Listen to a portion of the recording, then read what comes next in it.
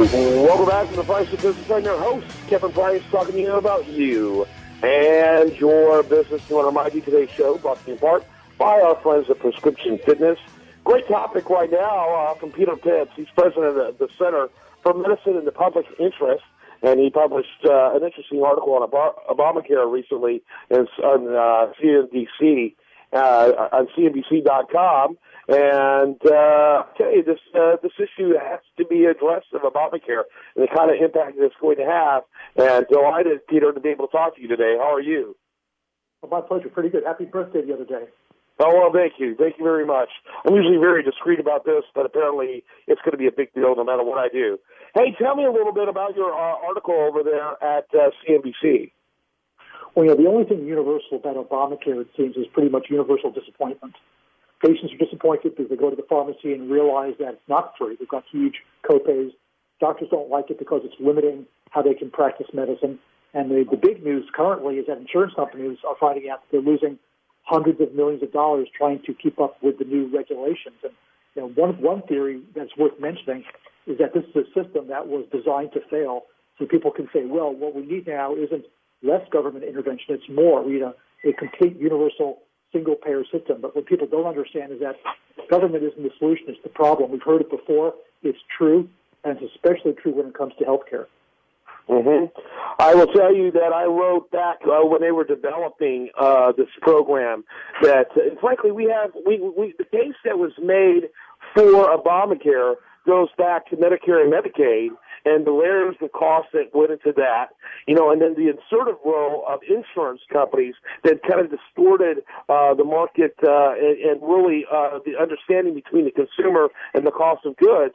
All we're doing is more external interventions, if you will, that add to the cost and take away from the quality and undermine the choices. That's right. What it really does is leads to price controls, and price controls absolutely equal choice controls. One size does not fit all, especially when it comes to healthcare. I think that what we're finding out is that the systems that work the best are free market systems where people can do what's right for the customer. Customers can have free choice. Doctors can practice medicine as they see fit, because at the end of the day, it's all about patient outcomes. If you design a system like Obamacare that focuses exclusively on costs, short-term costs, you lose the perspective that the really important thing are long-term patient outcomes, patient health over the long term. That's where you really save money and really serve people. And Obamacare, all the rhetoric to the contrary completely ignores that. Yeah, and and I agree with your assessment. It's by design. We all know that at the very beginning, Barack Obama, in a perfect world, wanted a single-payer system. It's almost like Hegel's thesis, antithesis, Sisyphus is what we have here. The thesis was supposed to be market healthcare. It hasn't been market healthcare for really generations, but it's certainly more market than it is now. The antithesis of this would be socialized medicine. The synthesis is this bizarre hybrid system that's designed to fail that will ultimately lead to a single-payer system. Right. Well, the rhetoric was, this is going to be a free market opportunity, but the reality is it's the free market with one hand tied behind its back and the other arm in a sling. And the government's calling the shots. That's not a fair representation of what the free market can give to people. Obviously, there's some things in the law that are good.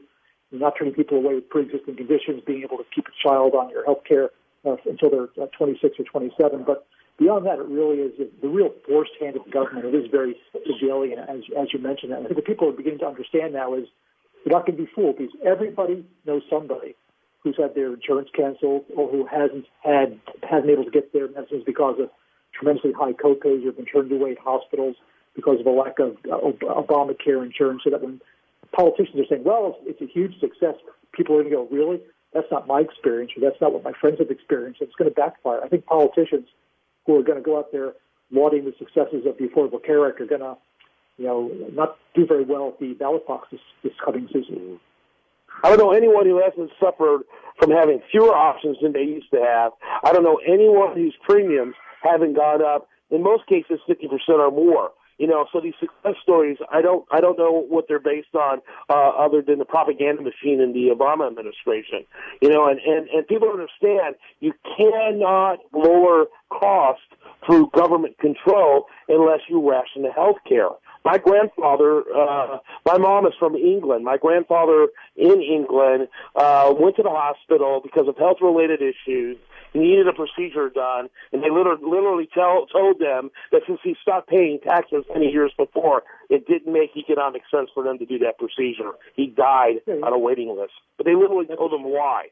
And that's how we solve our costs in our in a single-payer system. Ultimately, it's done through rationing. That's right. When you look at the Veterans Administration, the VA, they have the most limited formulary of any large insurance provider. In fact, a large percentage of people who get benefits through the VA also choose to get benefits through Part D, which is the Medicare drug benefit, because it allows you to choose your plan that best suits your needs. So even though the VA gets the lowest prices, it has the most restricted formulary, which is exactly, I think, where a lot of people on the left want to drive this country as a whole. I don't think that's acceptable. Broader access to mediocre care, to me, is not healthcare reform. Yeah. Peter Pitts, he's our guest. By the way, the best website for people to learn more about what you do. Well, thanks for asking. It's www.cmpi.org. Lots of good articles and videos and material to really educate people out there as to what's going on in the real world and ways to have them get involved as well. Thanks so much for being with us. My pleasure. Thank you. When we come back, we're going to have more for you. I do want to remind you the show continues 24/7 at priceofbusiness.com. And remember, we got a brand new national television show launching January 3rd on the Biz TV network. To learn more about that, check it out at priceofbusiness.com. Stay tuned for more.